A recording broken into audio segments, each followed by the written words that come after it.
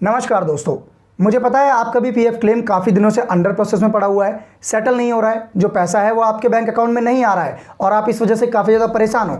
लेकिन आपको टेंशन लेने की ज़रूरत नहीं है, क्योंकि आज के इस वीडियो में आप सभी पीएफ मेंबर्स को पीएफ अंडर प्रोसेस वाली प्रॉब्लम का 100% जेन्युइन सॉल्यूशन बताने वाला हूँ कि अगर जो मैं आप लोग को बताऊँगा वो काम अपने पीएफ में कर लेते हो तो आपका भी जो पीएफ अंडर प्रोसेस में पड़ा हुआ पैसा है वो मात्र 4 से 5 वर्किंग डेज के अंदर ही आपके बैंक अकाउंट में सेटल कर दिया जाएगा। ठीक है, एक बार मैं आप लोग को प्रॉब्लम अच्छे से समझा देता हूँ, बिल्कुल ध्यान से सुनना। कि आपने अपना पीएफ क्लेम किया या फिर कहीं से करवाया, किसी कंप्यूटर की दुकान या साइबर कैफे वगैरह से, और आज क्लेम को किए हुए 8 से 10 दिन हो गए हैं, लेकिन जो पैसा है वो आपके बैंक अकाउंट में नहीं आया, अंडर प्रोसेस में ही पड़ा हुआ है ना। यही है ना आपकी मेन प्रॉब्लम कि भैया पैसा आ ही नहीं रहा है, अंडर प्रोसेस में ही पड़ा हुआ है क्लेम करने के बाद भी।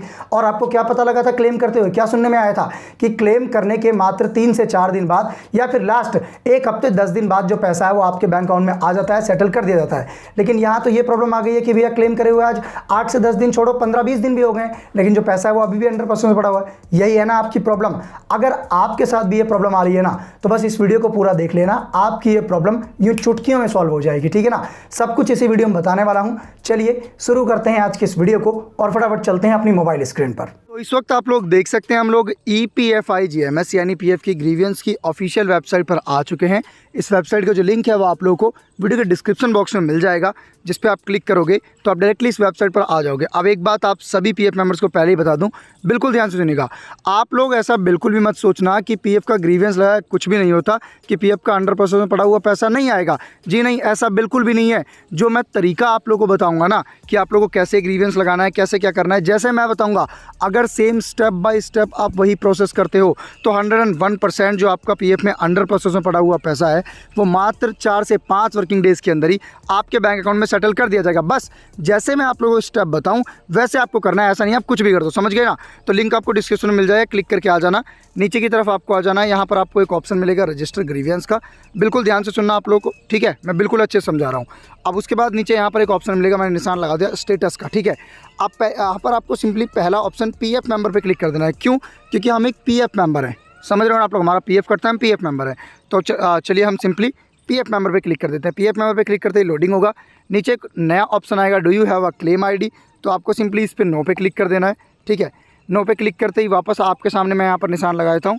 यहाँ पर बहुत से पीएफ मेंबर कंफ्यूज हो जाते हैं कि यूनिवर्सल अकाउंट नंबर होता क्या है। तो मैं आप लोगों को बता दूँ, ये यूएएन नंबर होता है, जो आपका 12 डिजिट का यूएएन नंबर होता है ना, वो यही है यूनिवर्सल अकाउंट नंबर। तो आपको सिंपली यहाँ पर अपना यूएएन नंबर फिल करना है और ये जो कैप्चा आ रहा है ना, सिक्योरिटी कोड, ये कैप्चा आपको यहाँ पर फिल कर देना है। तो चलिए एक बार मैं यहाँ पर आपको डिटेल्स फिल करके दिखा देता हूँ, ताकि आप लोगों को सब कुछ मैं बिल्कुल अच्छी तरीके से दिखा पाऊँ और समझा पाऊँ, ठीक है।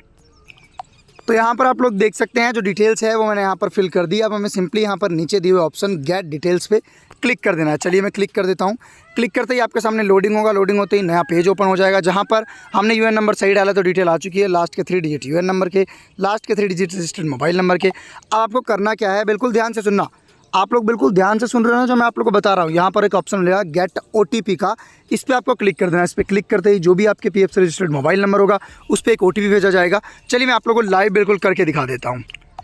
यहाँ आप देख सकते हैं जो OTP है हमारे मोबाइल नंबर पर भेजा जा चुका है। आपको सिंपली यहाँ पर OTP फिल करना है।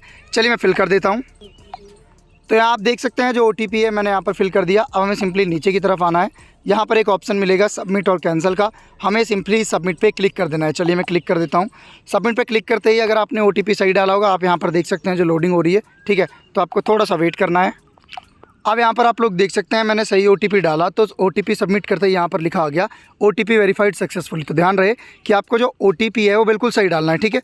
अब इसके बाद हमें सिंपली ओके पे क्लिक कर देना है। ओके पे क्लिक करते ही आपको नीचे की तरफ आना है। यहाँ पर आपको एक नया कॉलम मिल जाएगा, एक नया पेज ओपन हो जाएगा जो कि है पर्सनल डिटेल्स का। अब आपको करना क्या है भाई, मेरी ऑडियंस इतनी तो समझदार है ही जो हम लोगों को देखते हैं, ठीक है। क्यों नहीं, ये तो पता है ये पर्सनल डिटेल्स का मतलब क्या होता है। क्या होता है कि यहाँ पर अपनी पर्सनल डिटेल डालनी है, जैसे कि अपना जेंडर, आप मेल हो या फीमेल, ठीक है ना। तो आपको सिंपली मेल सिलेक्ट करना है।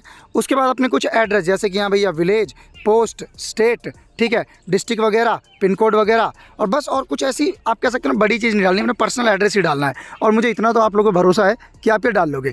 अब एक चीज़ मैं आप लोगों को पहले ही बता दूं, ठीक है ना, बिल्कुल ध्यान सुनिए। बहुत से लोग कंफ्यूज रहते हैं कि सर ये एड्रेस कौन सा डालना है, आधार कार्ड वाला एड्रेस डालना है या फिर कोई और सा एड्रेस डालना है। तो कोई दिक्कत नहीं है, एड्रेस आप कोई सा भी डाल सकते हो, ये कोई प्रॉब्लम नहीं है, ठीक है। तो चलिए यहाँ पर मैं सिंपली एड्रेस फिल कर देता हूँ, उसके बाद आप लोगों से मिलता हूँ। तो यहाँ पर आप देख सकते हैं जो एड्रेस है, जो सभी चीज़ें हैं मैंने यहाँ पर सिंपली फिल कर ली है। आपको भी अपनी पर्सनल एड्रेस जो भी है फिल कर लेना है, ठीक है। उसके बाद आपको यहाँ लास्ट में जो हमने अभी पहले कैप्चा भरा था वैसे यहाँ पर एक सिक्योरिटी कोड और भर देना है और उसके बाद नीचे की तरफ आ जाना। नीचे की तरफ आते ही यहाँ पर एक बहुत ही ज़रूरी ऑप्शन जो आप कह सकते हैं ना पूरी वीडियो का मेन पार्ट है, तो बिल्कुल भैया बिल्कुल ध्यान से सुनना है यहाँ पर, ठीक है ना। यहाँ पर एक ऑप्शन आएगा ग्रीवियंस डिटेल का और यहाँ पर नीचे आएगा मेंबर आईडी का। अब देखिए यहाँ पे करना क्या होता है, यहाँ मान लीजिए आपने जिस भी कंपनी में काम किया था, कई लोग ऐसा होते हैं ना कि एक से ज़्यादा कंपनी में काम करते हैं, 2 या 3 कंपनियों में, मतलब एक से ज़्यादा कंपनियों में, तो यहाँ पर आपने जितनी भी कंपनी में काम किया होगा उतनी मेंबर आईडी यहाँ पर शो होगी। मैंने एक ही कंपनी में काम किया है तो मेरी एक ही मेंबर आईडी शो हो रही है। अब जिस भी कंपनी का पैसा आपका फंसा होगा, अंडर प्रोसेस में होगा, उसी कंपनी की मेंबर आईडी को आपको यहाँ पर सिलेक्ट करना है, ठीक है ना। मतलब यहाँ पर जैसे 2 कंपनियों की मेंबर आईडी आएगी, मान लो अगर आपने 2 कंपनी में काम किया, दूसरी वाली में क्लेम किया होगा तो दूसरी वाली आईडी यहाँ पर सिलेक्ट करनी है, ठीक है। अब एक चीज़ मैं आप लोग को बता दूँ कि बहुत से लोग कहते हैं कि सर इस मेंबर आईडी पे क्लिक ही नहीं होता, ये जो मेंबर आईडी है इस पर क्लिक ही नहीं होता। तो मेरे भैया अभी देखो कितनी आसानी से क्लिक होता है, ठीक है। बस आपको फ़ोन को लैंडस्केप मोड में जैसे वीडियो देखते हैं टेढ़ा करके करना है, ठीक है। अब देखो मैं यहाँ पर क्लिक कर देता हूँ, क्लिक करते देख सकते हो लोडिंग हो चुका है। अब यहाँ पर भी आप बिल्कुल ध्यान से सुनिएगा, ये भी पूरी वीडियो का इंपॉर्टेंट पार्ट है। यहाँ पे क्या आ गया, enter grievance detail for this PF number, अब डिटेल डालनी है, ठीक है। अब यहाँ पर क्या आ गया, ग्रीवियंस रिलेटेड टू, कि हम ग्रीवियंस किससे रिलेटेड डाल रहे हैं, हमारी दिक्कत क्या है, ध्यान से सुनिएगा कि हमने पीएफ क्लेम किया है, 10, 15, 20 दिन हो गए हैं, जो पैसा है वो अंडर प्रोसेस में पड़ा हुआ है। तो कहाँ से दिक्कत है भैया, पीएफ ऑफिस से दिक्कत है, तो हमें सिंपली पीएफ ऑफिस पे टिक कर देना है। पीएफ ऑफिस पे टिक करते ही एक ज़रूरी चीज़ और आ गई, ग्रीवियंस कैटेगरी, इस पर क्लिक करना है। अब देखिए हमें दिक्कत क्या आ रही है कि जो हमारा पीएफ का पैसा है वो अंडर प्रोसेस में पड़ा हुआ है, समझ गए आप लोग। अब देखिए आप लोग ध्यान से सुनिएगा, 2 केस होते हैं। पहला कि आपने पीएफ एडवांस विड्रॉल किया है, मतलब पीएफ एडवांस के लिए अप्लाई किया है और वो अंडर प्रोसेस में पड़ा हुआ है, समझ रहे हो आप लोग। एक तो एडवांस का हो जाता है और दूसरा होता है हमने पीएफ प्लस पेंशन यानी दोनों के लिए अप्लाई किया था और वो अंडर प्रोसेस में पड़ा हुआ है। तो मैं दोनों ही के बारे में बताऊँगा, सबका ख्याल रखा है मैंने, ध्यान से सुनिएगा।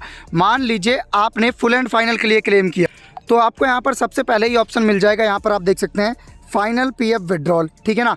कैटेगरी में आपको ये चूज़ कर लेना है, अगर आपने पीएफ और पेंशन यानी फॉर्म नंबर 19 और 10 दोनों अप्लाई किया था वो अंडर प्रोसेस में है तो, ठीक है। एक तो समझ आ गया और दूसरा है, मैं यहाँ पर अभी आप लोगों को नीचे ले जाके दिखा देता हूँ, ठीक है ना।